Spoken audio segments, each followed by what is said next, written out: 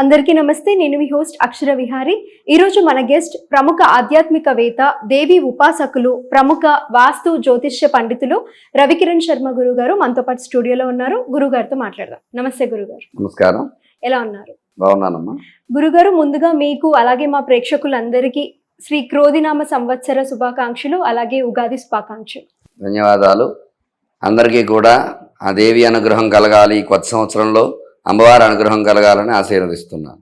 గురుగారు, మీనరాశి వారికి ఈ క్రోధినామ సంవత్సరం ఉగాది నుంచి ఏ విధంగా ఉండబోతుంది? మీనరాశ్యాధిపతి గురుడు.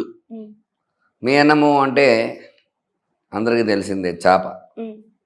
అందువల్ల ఆ చేప ఎప్పుడు కూడా నీటి మీద ఆధారపడి ఉంటుంది.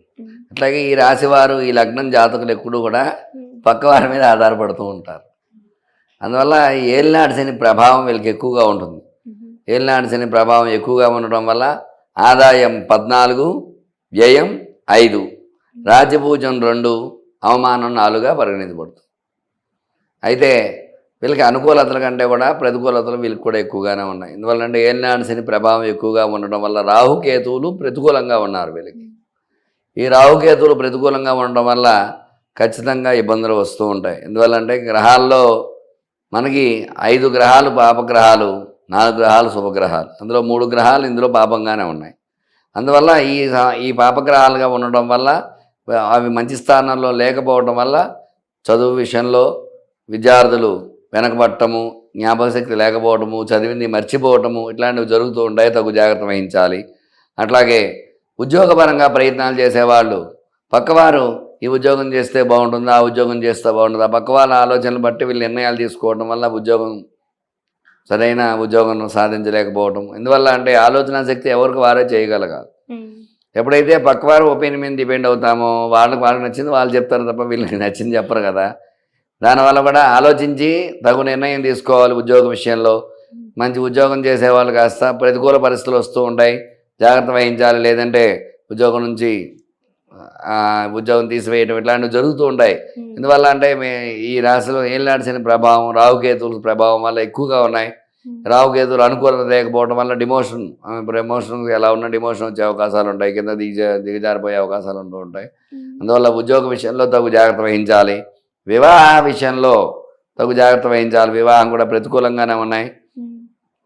అందువల్ల ఎక్కువగా ఒక 30% వరకు చాయిస్ ఉన్నాయి ఇందులో వివాహం అయ్యే వాళ్ళు. మిగతా వాళ్ళకి 70% ప్రతికూలతలే ఉన్నాయి. సంతాన పరంగా చూసుకున్నట్లయితే సంతానం కూడా ఆశాజనకంగా లేదు, నిరాశాజనకంగానే ఉంది. సంతాన సమస్యల నుంచి అధిగమించాలంటే కొన్ని సమస్యలు పరిష్కారం. ఎందుకంటే రాహుకేతువులు అనుకూలంగా లేకపోతే సంతానం యోగించదు. ఈ రాహుకేతువులు ప్రతికూలంగా ఉన్నాయి కాబట్టి సంతానం యోగించడం చాలా తక్కువగా ఉంటుంది. వీళ్ళు ఎన్ని పూజలు చేస్తున్నప్పటికీ కూడా ఒక 30% మాత్రమే సంతాన యోగం ఉంటుంది. మిగతా 70% ప్రతికూలతలే ఉంటాయి. అందువల్ల వాటికి పరిహారాలు చేసుకున్నట్లయితే వాటి అనుకూలత ద్వారా వాళ్ళు మళ్ళీ సంతానం పొందే యోగం ఉంటుంది. రాహుకేతు అనుకూలత లేకపోవడం ఇబ్బందులు వస్తూ ఉంటాయి. అట్లాగే వ్యాపార పరంగా చూసుకున్నట్లయితే శని, రాహు, కేతువులు ముగ్గురు ప్రతికూలంగా ఉండడం వల్ల వ్యాపారంలో సమస్యలు తలెత్తుతూ ఉంటాయి. అనుకున్న పెట్టిన పెట్టుబడి సమయానికి రాకపోవడము, ఇబ్బందులు కలగడం ఇట్లాంటివన్నీ ఉంటూ ఉంటాయి. లాభాలు ఆర్జించిన విషయం ఎలా ఉన్నా ఆ యొక్క వ్యాపారం చేసేటువంటి స్టాక్ అంతా కూడా నిల్వ వ్యాపారం ఉండడం వల్ల సరిగ్గా ధనం రాకపోవడం ఇట్లాంటి ఇబ్బందులన్నీ చవిచూడాల్సి వస్తూ ఉంటుంది. అలాగే రియల్ ఎస్టేట్ వ్యాపారస్తులు కూడా కొంచెం జాగ్రత్త వహించాలి. లేదంటే వీళ్ళు ఏమిటంటే పక్క వాళ్ళు ఎదురు వాళ్ళు నమ్ముతూ ఉంటారు, దాని ద్వారా లాస్ అవ్వడం ఇట్లాంటి ఇబ్బందులు జరుగుతూ ఉంటాయి. రియల్ ఎస్టేట్ వ్యాపారస్తులు కూడా ఇబ్బందులు ఉంటాయి. కొంచెం జాగ్రత్త వహించినట్లయితే రియల్ ఎస్టేట్ రంగంలో కూడా ముందుకు వెళ్ళే అవకాశం ఉంటుంది. అట్లాగే తృతీయంలో గురు సంచారం వల్ల కొంచెం ఇబ్బందుల నుంచి అధిగమించే అవకాశం ఉంటుంది. గురు సంచారం అనుకూలంగా ఉంది, కానీ శని, రాహుకేతువులు ప్రతికూలంగా ఉన్నారు. దానివల్ల మాత్రం ఇబ్బందులు చవిచూడ. స్టాక్ మార్కెట్ వ్యాపారంలో పెట్టుబడులు పెట్టేవారు కూడా జాగ్రత్త వహించాలి, లేదంటే ఇబ్బందులు పడుతూ ఉంటారు. ఒక 40% మాత్రమే లాభాలు ఆర్జిస్తారు. మిగతా 60% ఆ స్టాక్స్ పెరగకపోవడము, లేదా ఉన్నట్టుగా ఉండడం ఇట్లాంటివి, కొందరు లాస్ అవ్వడం ఇట్లాంటివి జరుగుతూ ఉంటాయి. కొంచెం జాగ్రత్త వహించాలి స్టాక్ మార్కెట్ వ్యాపారస్తులు. ఆరోగ్యపరంగా సమస్యలు తలెత్తుతాయి, కొంచెం జాగ్రత్తలు ఉండాలి. ఆరోగ్య విషయంలో తగు నిర్ణయం తీసుకోవడం, తగు జాగ్రత్తలు వహించాలి, లేదంటే ఆరోగ్య సమస్యలు వస్తూ ఉంటాయి. అట్లాగే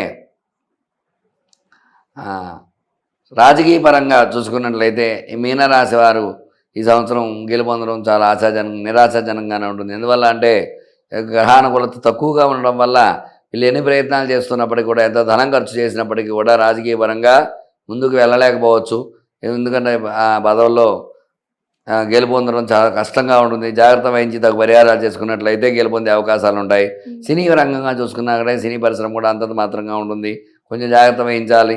ఎందువల్ల అంటే ఆ యొక్క సినిమా రిలీజ్ అవుతుందన్న సమయాన్ని రిలీజ్ అవ్వకపోవటము, అట్లాగే సినిమా సరిగా టేకప్ చేయకపోవటం ఇట్లాంటివి జరుగుతూ ఉంటాయి.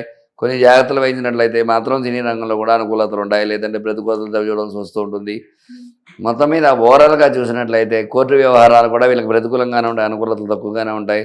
ఓవరాల్గా చూసినట్లయితే విద్య, ఉద్యోగం, వ్యాపారం, వివాహం, సంతానం, stock market, real estate, court వ్యవహారాలు, సినీ వ్యవహారాలు, ఈ పరంగా ఏ పరంగా చూసినప్పటికీ కూడా ప్రతికూలతలు ఎక్కువగా ఉన్నాయి. ఒక 40% మాత్రం ఆశాజనకంగా ఉంటుంది, 60% నిరాశాజనకంగా ఉంటుంది. కాబట్టి ఏ పని చేస్తున్నప్పటికీ ఈ రాశిలో ఉండేవారు ఆచి తూచి జాగ్రత్తగా అడుగు వేసి నిర్ణయం చేసుకోవడం ఉత్తమంగా చెప్పవచ్చు.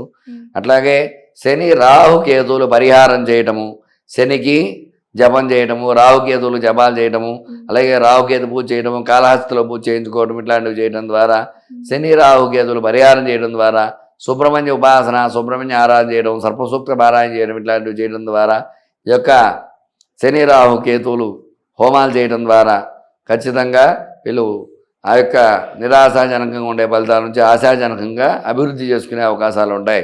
మొత్తం మీద చూసుకున్నట్లయితే ఈ రాశి వారికి ప్రతికూలతలు ఎక్కువ ఉన్నాయి కాబట్టి జాగ్రత్త వహించడం ద్వారా మంచి ఫలితాలు పొందే అవకాశాలు ఉంటుంది. మీనరాశి గురించి ఎంతో చక్కగా వివరించారు గురుగారు. ధన్యవాదాలు. ధన్యవాదాలు.